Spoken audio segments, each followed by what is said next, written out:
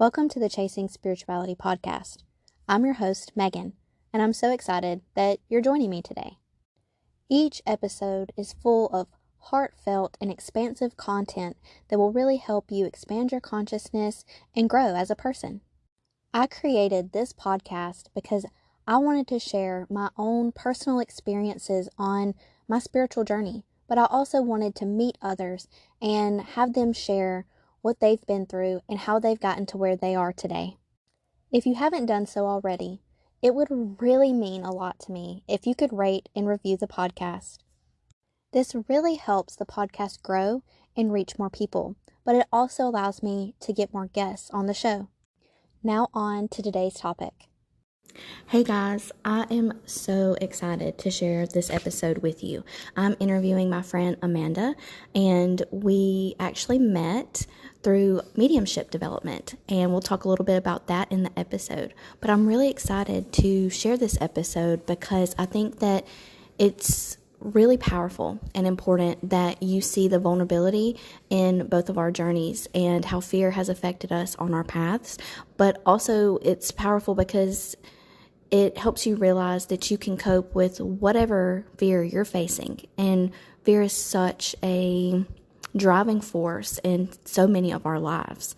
So I hope that this episode speaks to you. I hope that you learn something from it. And you'll learn more about Amanda throughout the episode. And there's more details about how you can connect with her if you're interested in working with her in the show notes. Hi. Hey, how are you? I did not expect you to be on this early. I was just nervous. I was like, I'm just going to come on here, but we don't have to start yet. No, I'm ready. I actually finished work early, so I've just kind of been meditating and stuff and getting ready, and I was early, so I was like, I'll go ahead and join, and maybe she'll be early too. I'm nervous, so that's why I'm early. Yeah. It's okay. I can tell you're nervous. I mean, I'm empathic. I know you can probably tell when people are nervous too. So, but just think of it as like one of our normal conversations, you know? Right. Yeah. I know you've listened to some of my episodes, so you can tell some, I'm sure, where you can tell I was a lot more nervous, and it took me a little bit of time to kind of get used to, I guess, being like an interview style. But the more I just try to treat it like a real conversation, it kind of helps the nerves a lot. You're very good at it. Thank you. Thank you. You ask very good questions, and it's so obvious that you've done your own work because your questions are very different than the average question I get. It's got a lot more nuance to it. It's a little bit deeper, which I really appreciate. It's really funny that you used that done the work, because when I was meditating, I actually had Archangel Gabriel come in, and she had a message for both of us. What was it? Yeah, I wrote it down because I was like, okay. So when it came through, I opened my eyes and it was 444. Oh my God, that's so funny because I noticed that time too, and now it's 555. Yep. I've been practicing for like an hour and a half of like rehearsing like some of the topics. I'm nervous, so that's what I was doing, and so I noticed the clock 444. Yep. Yeah. So this is what she said when she came through. Normally when an angel comes through for me, I see wings, and so I said, okay, which angel is this? And then I just knew it was Gabrielle, and I said, okay, is this message for me or for Amanda? Because I was thinking of you two and trying to, let our energies kind of sync so that we'd have a good flow today. And she said it was for both of us. And I said, okay, well, what is it about? And she said it's about your journey of self-worth. And so I said, okay, well, what message do you have? And she said, dear Megan and Amanda, your self-worth struggles are part of your journey. You have come so far and grown tremendously. Don't forget where you were. Show compassion for those who are like you. Show them the way. You are leaders and trailblazers on the path to self-love and mastery. Never forget the work you've done, and don't allow anyone or anything to hold you back from your divine purpose. You are loved and supported beyond measure. I'm holding your inner child in your wounded pieces. They are beautiful. They have taught you so much and have given you strength. I love that. I know. I was like, thank you so much for sharing that with me. you're welcome. And you can use this in the podcast if you want, but something that's happened for me very recently is that my clairaudience has always been my weakest clair, and it turned all the way on like a month ago, to the point where I would wake up in the morning and hear like good morning in my head, and then they'd be like, it's time to get up, your alarm's going to go off, and then my alarm would go off. Like, it was crazy. And then it was like that for like 2 weeks, and then it turned off. Yeah. And all of my gifts have been turned down. Yeah. Maybe it's just kind of I don't know, maybe it's like you kind of have turned them down a little bit. So But I'm going to tell you why. Okay. And it ties in with the self-worth stuff. My biggest core wound is lack of self-worth. And I have a feeling it's past life stuff. Like, I don't think it's from this lifetime. I think I'm supposed to be working through that to make up for not working through it before. And so I'm like working through all of this stuff now. And they were like, we're going to turn this down so that you can start to trust yourself. Okay. That makes sense. And stop relying on us to guide you, and you can kind of find your own compass and start to tap into your own sense of trust and self-worth. And so because of that, I've been like stepping out of my comfort zone, and I feel like it's starting to come back on a little bit. Yeah. That's that makes a lot of sense. I know mine's related to this lifetime and also ancestral stuff and past lifetimes. I did a past life regression with my friend Katish, and I went back into a Native American pastime where I was half Native and half white, but my leader, the leader had taken me in. I was an orphan because my parents had passed away, like they had died in some kind of, we didn't really dig too deep into like that part of it, but they had died, and so he took me in as kind of like his, and took a lot of the orphans in. And what happened was his daughter, his actual biological daughter, was really, really close to me, and she was like a little sister of mine, and she was killed by white people that had invaded our tribe. And I just I blamed myself because I was part white, and I hated myself for it. So that played a part into it. And then, growing up, just not getting the love and support that I needed from my parents just taught me that, I wasn't worth what I needed then. And so kind of all of that intertwined and mixed in. And I'm sure there's other past lives out there too that play a part in it, but I know it's definitely a big part of my journey. Yeah, I think that that's probably why we were brought together in this way. Yeah. I agree. And I think that Gabrielle definitely confirmed that when her message was about self-worth. It's been top of mind for a while now. So I probably will just include this in the podcast, since we've already just jumped in and started talking about pretty good stuff.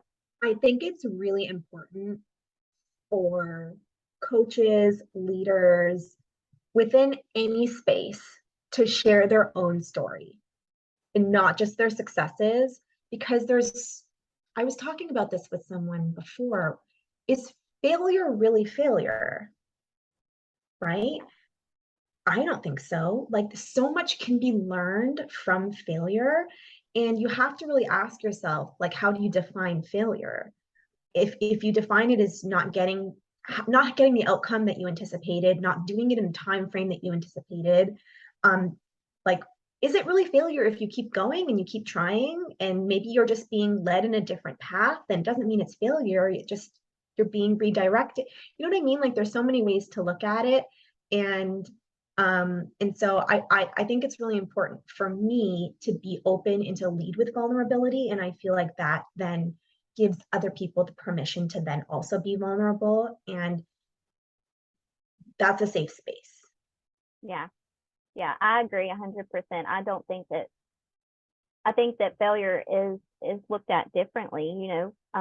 It's a moment to grow. It's a growing opportunity. It's a way for you to learn how to really maximize your own personal gifts and your own skills so that you can really step into your truth and, take that aligned action. Yeah, I would also argue, like, is it the idea of failure that you're avoiding or afraid of, or is it what you're associating with failure based on a past experience that you've had, which is like one layer deeper, right? Like, if you experienced a perceived failure and you were met with shame, judgment, and you felt alone and isolated, then all you're doing is you're avoiding that feeling again. Or if you were not allowed to fail, then the fear of failure is potentially receiving judgment and shame and then feeling alone and isolated.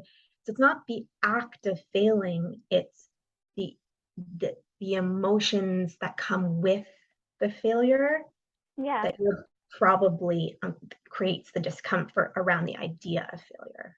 Yeah, you're absolutely right. Because I know, like, with my own, personal work that I've done around failure and my self-worth, that they're linked so closely together because it's, how we feel about ourselves in moments where we do mess up or moments when we're not our best selves. And it's how it's really more about the shame and the judgment that we put on ourselves than what other people put on us.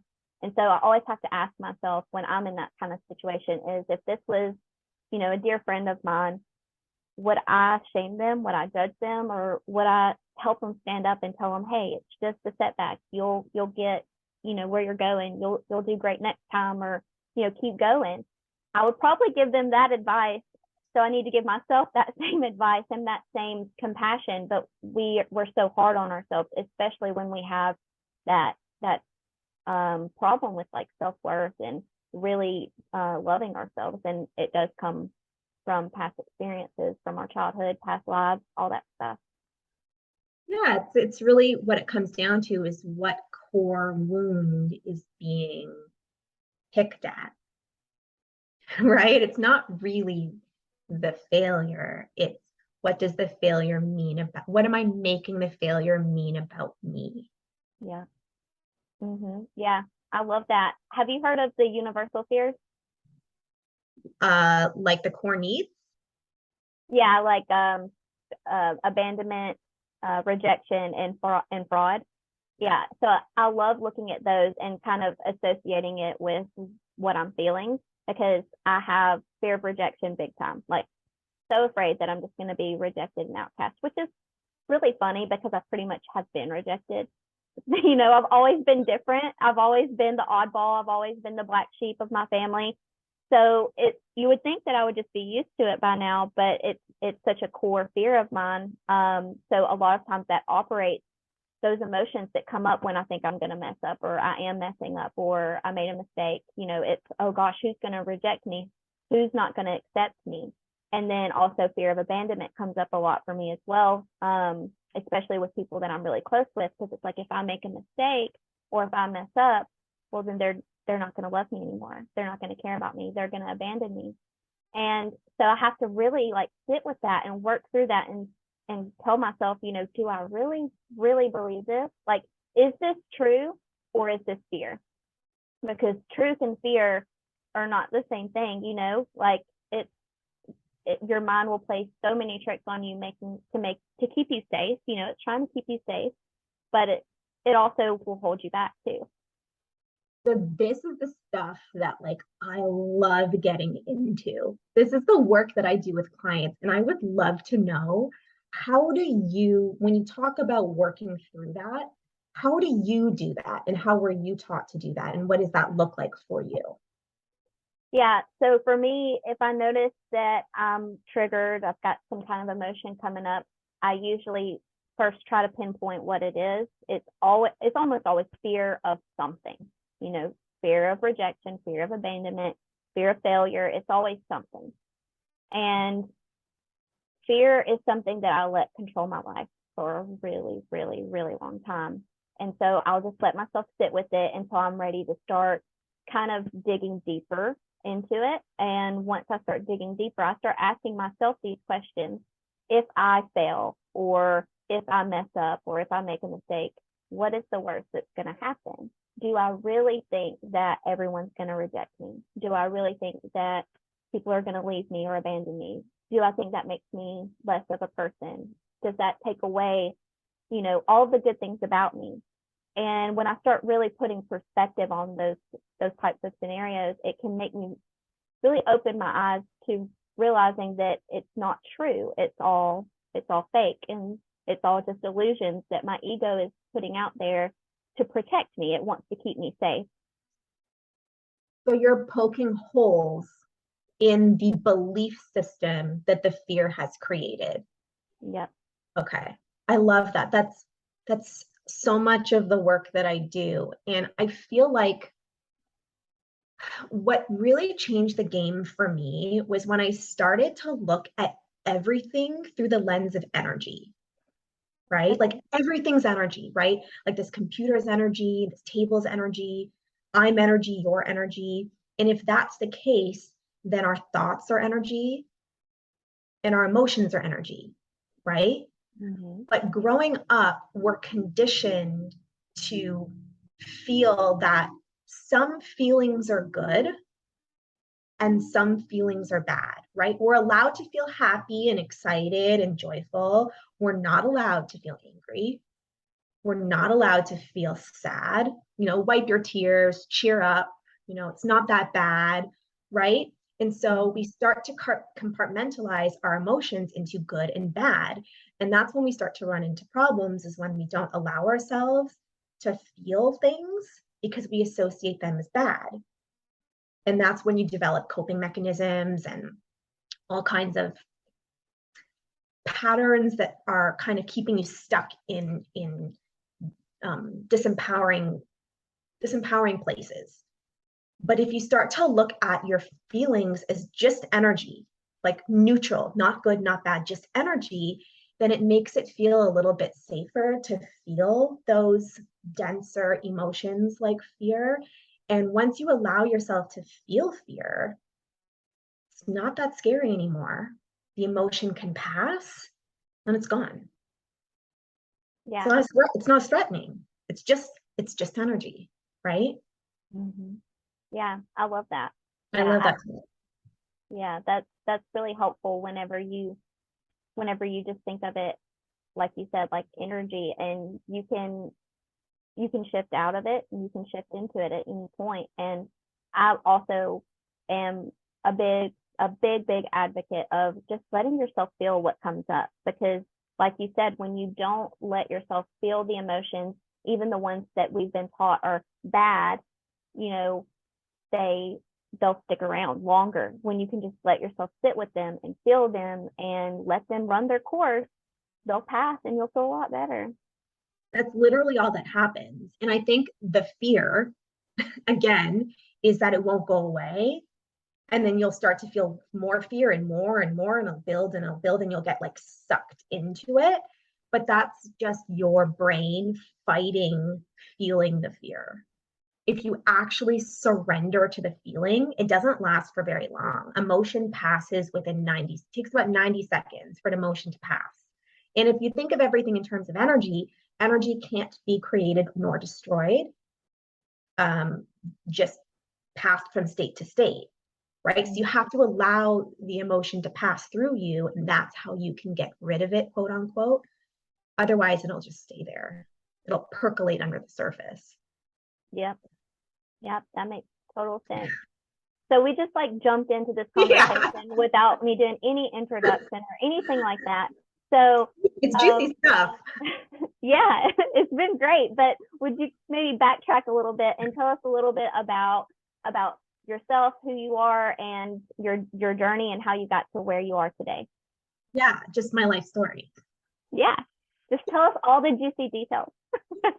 Well, to simplify things, I guess the easiest place to start is that I come from a fitness and health background. So I was a personal trainer and nutrition coach for 15 years. That's what I did. And I think the part of me that wanted to help people and be a healer and to be a quote unquote light worker kind of latched onto the health and fitness industry as a entry point for that type of work. And I thought that I could help people change their lives and become more confident in themselves and embrace their beautiful bodies the way they are through the work that I was doing. And so I did that for a very long time.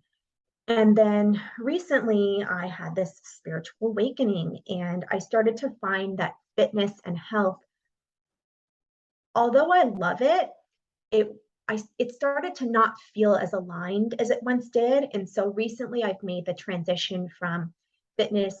I'm actually going to be closing my gym. I have my own gym. It's what I've been doing for the last 3 years is running my own gym. I'm closing it officially as of Labor Day, and I'm going full time into the work I'm doing now, which is called soul alignment coaching.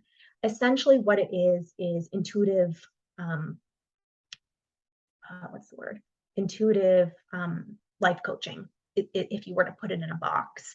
And it's my clients come to me when they're feeling stuck in their lives where they want to move forward, but they don't know how, or they're afraid to, or they're stuck in disempowering patterns and they don't know how to get themselves out of them, or they're feeling kind of as though they've checked all the boxes, right? Where they went to school, they got an education, they got a job, they got married, they had kids, and they did all the right things, but something still feels like it's missing in their life and they're not really sure why. And so we work together to move past these blocks or these questions that they're having. And I go about it in a few different ways. One is through mindset work and psychology and coaching. One is through somatic breath work. One is through energy work like Reiki, which I find is really helpful. Sometimes we have to release a block energetically in order to move forward, and just working on it verbally is just not enough sometimes. And then I also do a little bit of psychic reading type of work. And I think the difference with what I'm doing compared to life coaching is that I take kind of a zoomed out approach to everything, where rather than looking at it through the lens of just this lifetime, I like to zoom out a little bit and look at things in terms of your soul and your soul journey through all lifetimes. And yes, you're learning a lesson through perhaps the struggles and challenges you're currently facing, but why? Like on a soul level, why are you meant to work through that? And what does that mean for you from a soul perspective? And is this part of karma that you brought in from another lifetime? Or is that just something that you're working through in this lifetime? And I think when you look at it through that lens, it's just more exciting. It doesn't feel as stressful, and it just kind of shifts the perspective a little bit. Yeah. Yeah.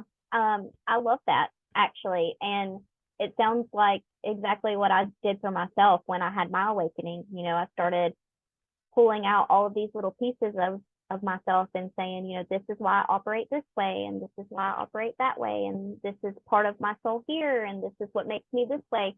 And it's so helpful to really know that this is why you are here. This is why you are the way that you are. This is why you have these struggles. This is why you've chosen this path. Everything just feels, it becomes so connected, and it becomes just such a beautiful, like an epiphany, to where you no longer feel bad about your shortcomings or the things that you've gone through or the things that have held you back or the things that might even still be holding you back, because you know that it's all part of your divine plan that you chose as a soul. That's why I love it so much, right? It's a way for you to reclaim your power. Like, these things aren't happening to me, they're happening for me because I wanted them to, so that I could work on them and I could grow and evolve and step into a better version of me, a more expansive version of me. Like, something that I really identified with that you were talking about on a previous episode about your your growing up and your family's religious beliefs and that whole experience of your life. Mine is so similar to that. I used to be, well, I grew up Jewish, and I didn't identify with it. I didn't identify with religion in general. And so I just pushed that all aside and I said, I'm not going to believe in anything unless it's scientifically proven as fact. And that was my default. And as a result of that, I developed a lot of anxiety and fear around the fact that I have one chance with a limited amount of time to get things right and to accomplish as much as I possibly could in a short amount of time. Because when I die, that's it. My chance is over. And it just created so much anxiety. And then once I realized that that might not be true, and this is just one of many opportunities for me to have fun and create things and just see what I can accomplish. Wow, what a weight was lifted. So yeah, it makes the fear not as strong too. Yeah, it's just a completely different perspective of looking at life. And I told myself, even if this is not true, even if I'm a complete wacko, I feel better. And isn't that all that matters? Yeah. Yeah, I went through that too. When I had my awakening, I was like, oh my gosh, everyone is going to think that I'm insane. I think that I'm insane, like I wasn't sure like what was going on with all this stuff. And I had to start coming out of the closet and telling people that I was close to. And thankfully, most of them were so supportive, but oh my gosh, like I've been there, and it's just so, it's so rewarding, but it's also like there's just this huge like weight lifted when you're able to finally just be yourself and accept that and not have all of these, restrictions and all these limiting beliefs hold you back anymore. That's why I came up with the name Soul Alignment Coaching. People come to me and they think that the goal is to get what they want. And then once they get what they want, then they'll be happy finally, right? They'll be aligned. That's not really what it's about. It's about uncovering what your truth is and then feeling comfortable living in that. And once you can fully embrace who you really are and live from that place unapologetically, then that's alignment. That's soul alignment. And that is where you will find peace, joy, happiness, confidence. It's not in achieving something or in getting something, it's in being something. Yes, I love that so much.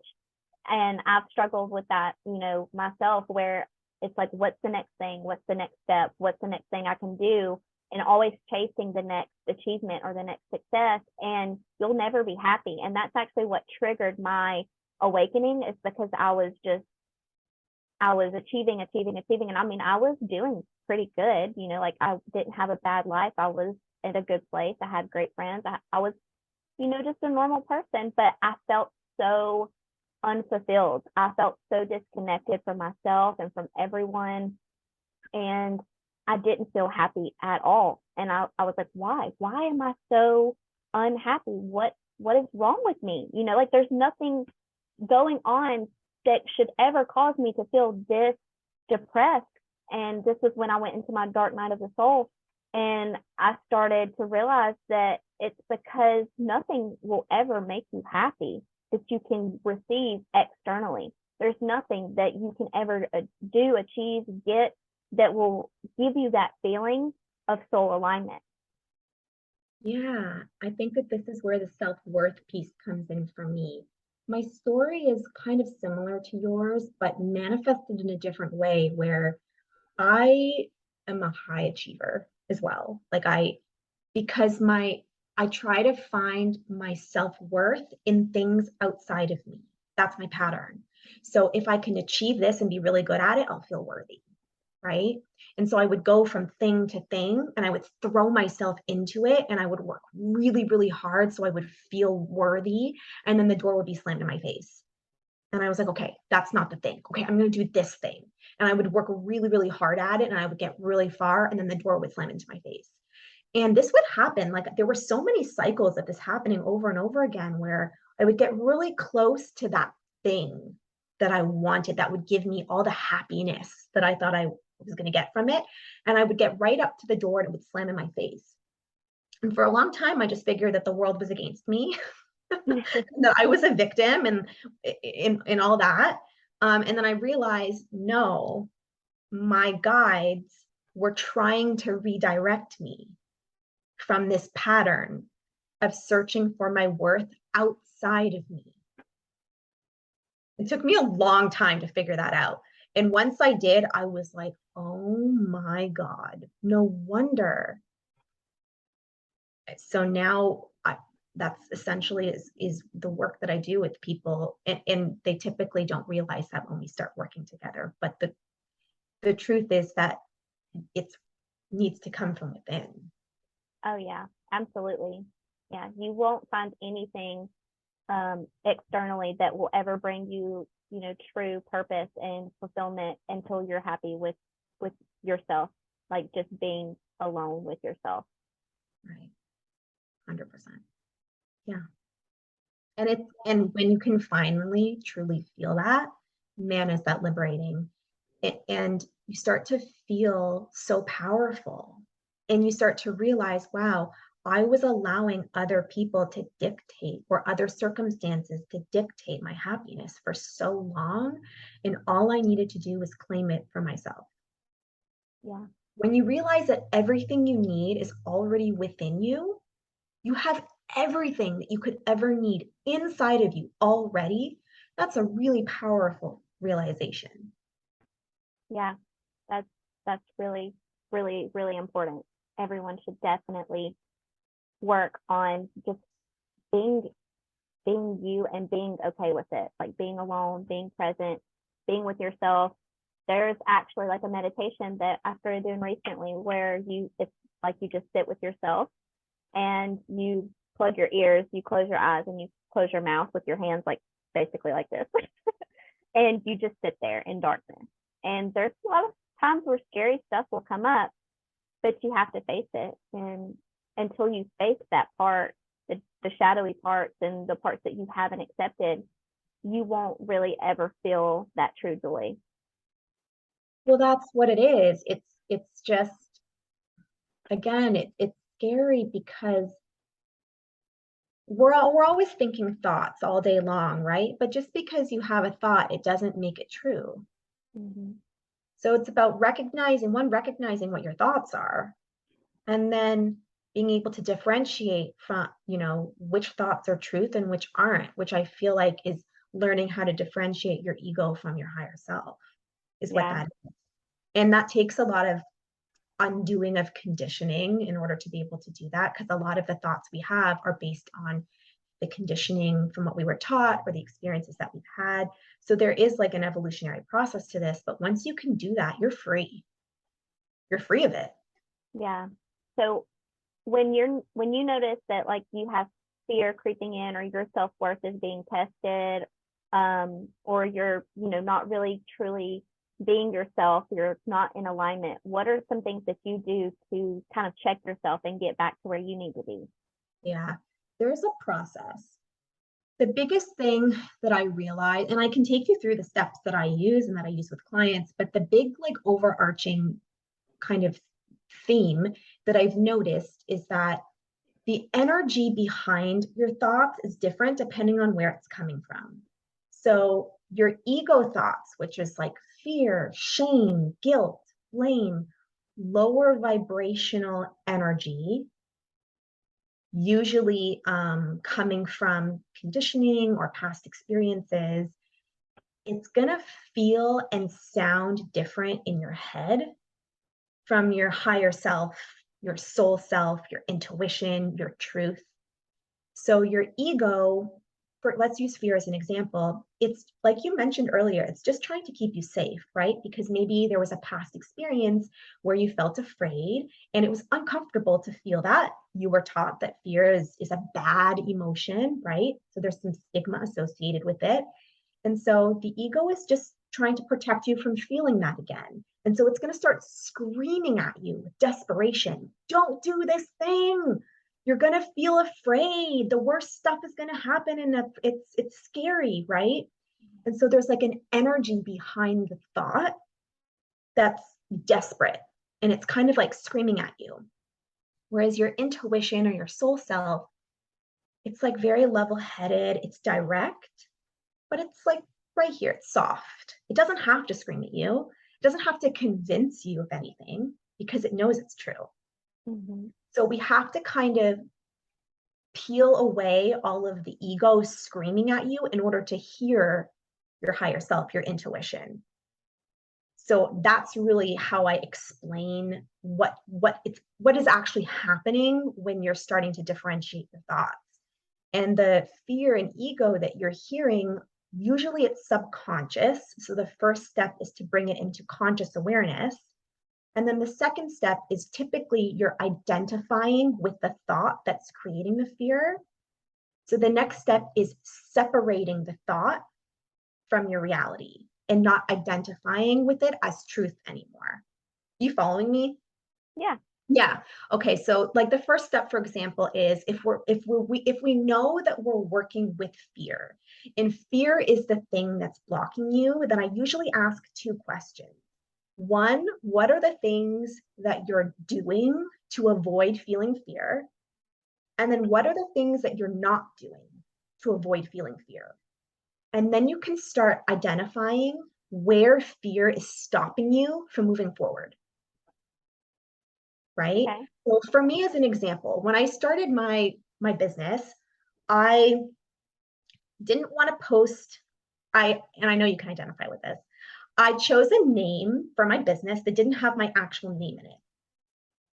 And then I posted on social media without pictures of me. I used stock photos. So I wasn't identifying my face with my brand. And I was doing that out of fear. So what I was doing was I was not posting my name or my face online. And what I was doing was I was avoiding posting my name and my face online. So I was doing one and the other at the same time. I was also not going out into the public and going to networking events or going to other businesses for partnerships because I was afraid. So I was not putting myself out there in person. I was hiding behind my computer. So I was both doing things and not doing things to avoid feeling fear. So that's the first step. So the next step is asking yourself, what would I need to be believing or thinking in order to be feeling this fear? And that really gets to the root of what is causing the fear. And for me, it was rejection, which we've talked about already, right? Mm-hmm. Like I was afraid that if I put my name out there and I put my face out there, people were going to make fun of me. People were going to shame me. Someone was going to come out and tell me I didn't know what I was talking about. Someone was going to follow my advice and then something would go terribly wrong. Like all of these narratives. And then you can do one of two things from this place. You can do a somatic breathing exercise, which can be extremely powerful, which is feeling the fear and allowing the fear to pass. And then once the fear passes, then you can hear your truth, which is your higher self speaking to you. A lot of people I find have been suppressing their emotions for so long that they're unable to allow themselves to go there. So sometimes we can't do that until a little bit later down the line. So what I would do is inquiry around the thoughts that are causing me fear. And I would start to poke holes in the belief system and question it, which we've talked about. It's kind of like all the same stuff. So if my thought is, if I put myself out there and I will be rejected, then I start asking myself, is that true? How do I know it's true? What happens when I believe that thought? how do I treat myself? How do I treat other people? What do I do or not do as a byproduct of that thought? And just start listing them. And then from there, I can separate the fear from the truth. There's just kind of two ways to go about it.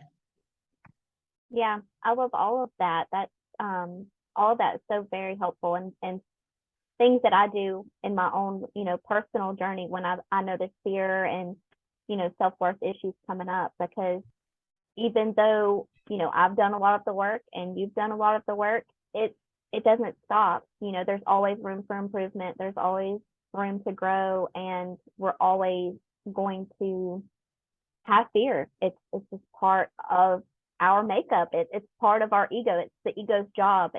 But I have noticed that the more I work with my ego and the more that I kind of move through fear, it does change. It's not quite as loud as it used to be. The stories aren't quite the same. The narratives change. And so you have to change with it, and you have to learn what your new fears become and start poking holes in the new fears, because the old ones you've already gotten rid of. I was literally going there next, right? Like, you do this work, you start to poke hole in your fears, and you start to differentiate like the perceived truth, which is the ego, from the actual truth, which is your higher self. And then from that place, you kind of have to take action, right? Even if it's just like a small, tiny, like baby step. And the fear's not going to go away. It's still going to be there. You've identified it and poked holes in it, but it's not going to go anywhere. But then the more tiny little actions that you take, the fear kind of like settles down a little bit, and it takes more and more to bring it on. Like, your nervous system kind of adapts to it a little bit. So the analogy I like to use is like, fear was driving the car before and preventing you from moving forward. And now it's in the back seat. So it's still kind of yelling at you, but it's not as loud, and it's not keeping you stuck. You're able to move forward, and you're hearing it. You're just kind of ignoring it. Mm-hmm. Yeah. It's like, now you have, once you get used to it, once you get used to calling out your fear, calling out your ego, you have this awareness that is just there around it now, and you can be aware that that's what's operating. That's what's driving you. And I do it, all the time, where I know that I'll be in a fear state. I know that my ego is screaming at me, and I may still be frozen. Like, I may still not make a step, but because I'm still in that stage where I'm listening and I'm allowing myself to feel it. But I'm still aware that that's what it is, that it's not truth. And it takes time, to get to that point. But it's like you said, it's there now. It's like, that it's not real, so that while you're working through that fear and while you're actually doing the work this time, you can get to your result faster. Yeah, this is where self-compassion comes in. Yeah. Being compassionate with yourself in this process, and that some things are going to be easier for you than others, right? And what causes one person fear is not going to cause another person fear, and vice versa. And this is just the thing that does, and you're working on it, and it might be slower than you'd like it to be, and that's okay. Mm-hmm. And you're just going to go at the pace that you're going, and there's nothing inherently wrong or bad about that. It's just where you are in this moment. Yeah, absolutely.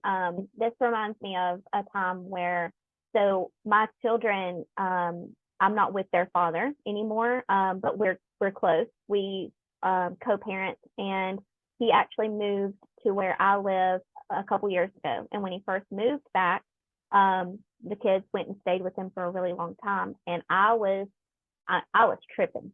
I was like panicking. I was sitting there feeling abandoned. I was crying every day. I mean, I was just beside myself. But at the same time, while I let myself feel scared and I let myself feel abandoned, I knew that it wasn't true. I knew that it was just my conditioning and my limiting beliefs bubbling up and causing me to be triggered and to have these emotions. So I just let myself feel them, and would self-soothe, and would do breath work like you said, and would meditate and do things to calm myself down. And when it got really bad, but I just let myself be, and I would journal it out. And after a couple of days, it went away, and I didn't feel that way anymore. That's exactly what you needed. Like, so many people don't take the time to feel it because it's not comfortable to feel it. So they shove it down, and then it doesn't go anywhere. It stays there in your system. It's just energy that's lingering under the surface. And then they develop disempowering coping mechanisms. Like when I was working in fitness for my clients, it was food. And anytime they would feel that, whatever emotion it was, bubble up, they would reach for food to distract them from feeling it. And all they really had to do was feel it. And then it goes away. Mm-hmm. Yeah, it's not bad. It's just energy. Yeah, and it's baby steps too. Like, you're not going to be able to feel it all at one time. You're not going to be able to take it all on, especially if you've been stuffing down your feelings for a long time, or you have a lot of things that you need to unpack. But it's just one step at a time. You know, be aware of one feeling, of one emotion, of one thought, and work there. And then slowly you can move on to another thing and to another thing, and it's going to come back up. And sometimes you might backslide, and you may not do exactly what you need to do, and that's okay. But you'll get to where you need to be as long as you keep putting in the work, and as long as you keep being aware of actually what it is that you're thinking and how you're reacting to it. Yeah, and this is where I would, remind myself that this is why I'm here. My soul wants to go through this process so I can heal and I can expand beyond this experience. So I chose on some level to have this experience so that I can learn from it. And I'm not a victim. It's not happening to me. It's a learning, it's a growth and learning experience. And I'm going to give myself compassion as I work through it. Yeah, I love that. Have you noticed that since you started doing this kind of work on yourself, that you've actually healed people around you, like maybe family members or anything like that?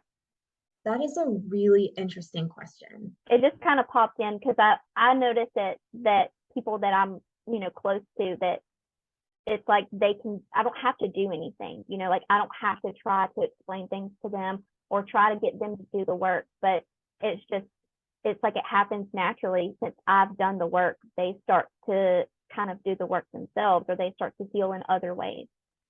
That is such an interesting question and observation. What I would say is, yes, I have, but I've noticed that people reach out to me more to ask me, not necessarily for advice, but to hold space for them. And they don't realize that's what they're asking me for. But I guess because I've been so vulnerable about my journey and in the work that I do with clients, and I talk about it, they come to me when they're feeling something that they don't know how to work through. And because it's my job to hold space for people to work through quote unquote heavy things, I guess they feel more at ease coming to me versus a family member or a friend. And so I just let them talk, and I just sit there and I listen. And usually that's all they need. Sometimes they ask me for advice, but typically what they need is somebody to listen without judgment. Yeah, most of the time that's what people need. They just need to vent. They just need to get it out, and it's a form of release. So it is good. It's right. Very good therapy. You mentioned being vulnerable. Why do you think, in your opinion, why is it so hard for people sometimes to be vulnerable? What fear is usually being, triggered there to make people feel like they can't really open up? The biggest thing I've noticed is, unfortunately, it comes back to how they were brought up, the environment in which they were brought up. They were told, stop crying, get over it, wipe your tears away, cheer up, just smile, everything's going to be fine. And they weren't given an opportunity. They were labeling their family members, or their guardians were labeling experiences as good and bad. And if a child is throwing a temper tantrum, that's bad. right? Yeah. They're not allowed to do that. They're not allowed to feel frustration. They're not allowed to feel anger. And so they grow up not feeling safe, feeling those things. That's really what it comes down to. And really, unfortunately, like, I still see it so often. If a small child is having a tough time, what they do is they'll take it out on the people around them because they don't know how else to express themselves. And so if your child is having a temper tantrum or creating problems on the playground, a lot of the time they're shamed for behaving that way rather than giving an opportunity to say how they feel and why they feel that way. So Yeah. that's what I've noticed. Yeah. That's so true. You know, we get used to it's like it goes into having a dysregulated nervous system where you're feeling a certain way, you're triggered, so your system is just, you know, your nervous system becomes dysregulated. But then you latch on to all of these ways to regulate that aren't healthy, like all the coping mechanisms. So if it's with a child, you know, you're going to give the child a pacifier, you're going to give them a bottle, a cookie, you know, tell them not to act that way, shame them for acting that way. And that's the way that I know our entire generation has been brought up. You know, we weren't taught to properly regulate our emotions, and it's so much easier than what we were taught to do. You know, as long as you sit with it, you're gonna, you know, you can regulate your emotions by brushing your teeth. Okay. Like brushing your teeth will actually calm your nervous system, but instead, no, let's just cause an eating disorder where we're going to give them a bunch of sugar every time they cry. So now every time I'm sad, I'm going to run to the refrigerator. That is really, it's really interesting, isn't it? Yeah. And I think that if you peel back a layer even further, right, it all comes back to what about the child having a temper tantrum makes the parent or guardian uncomfortable? Mm-hmm. What belief systems are they telling themselves that it means about them? I'm a bad parent. I'm embarrassed. I'm ashamed that my child's behaving this way, right? Mm-hmm. How can I make them stop doing that thing that's making me uncomfortable because of the beliefs that I have about myself about that? Yeah. Yeah, it always comes back to fear. And that's helped me so much in my journey whenever I've been triggered or had any kind of emotion that I just couldn't really figure out.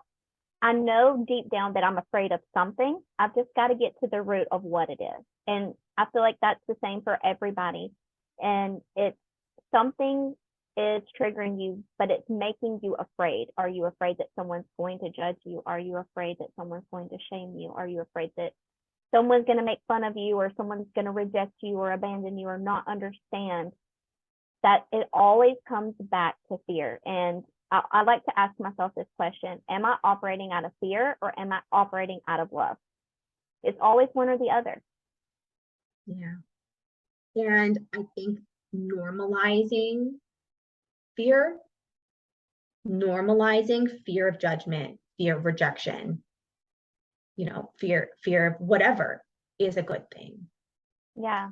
Once we can start normalizing it, we can all start talking about it and stop projecting our fears outwardly onto other people. And we can all start working on ourselves and, rising as a community. Mm.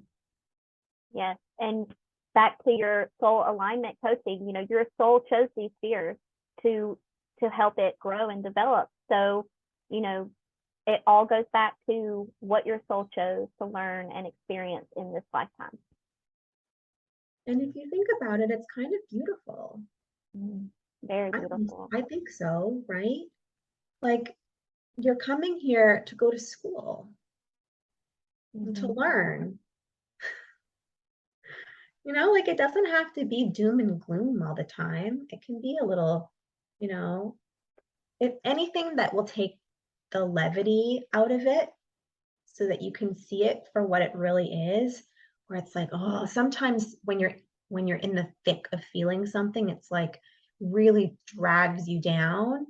And if you can just like zoom out for a second and be like, no, this is just like part of the experience I'm supposed to be having here. It makes it feel like a little bit lighter in that moment. Mm-hmm. Yeah, it really does. So before we wrap up, I wanted to ask you if you have any specials or anything like that that you want to talk about with your soul alignment coaching or anything else. Oh, I love this. Okay. I offer a free coaching session for anyone that feels interested in exploring their soul on a deeper level, anyone that wants to experience what coaching is like and what a coaching container feels like, what it feels like to be held through that sort of experience, anyone that would like to start poking holes in their own belief systems. It's a full coach. It's what it really is an example of a coaching experience with me. And so you can just go to my website, amandalaurenblau.com, and go to services, soul alignment coaching. There's going to be a questionnaire there. You just fill it out, submit it, and then we can set up a time to talk together. That's awesome. I love that. And I'll put your links and everything in the show notes. And I'm so excited that we did this episode. We just skipped all over everything, but we know each other from a mediumship course that we did together that we connected, and I connected to her fur baby, and it was so beautiful. Can I just say something really fast? Yeah. Okay, so we both went to this mediumship program, and Megan was so good. I was like, oh my God, Megan is really good.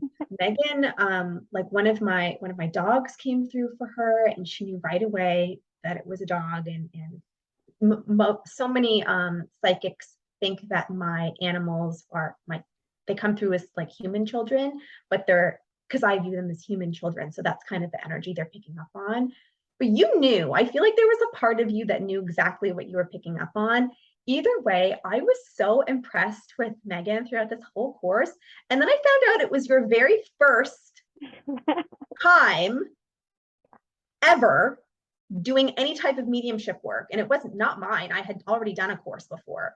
I was blown away by that.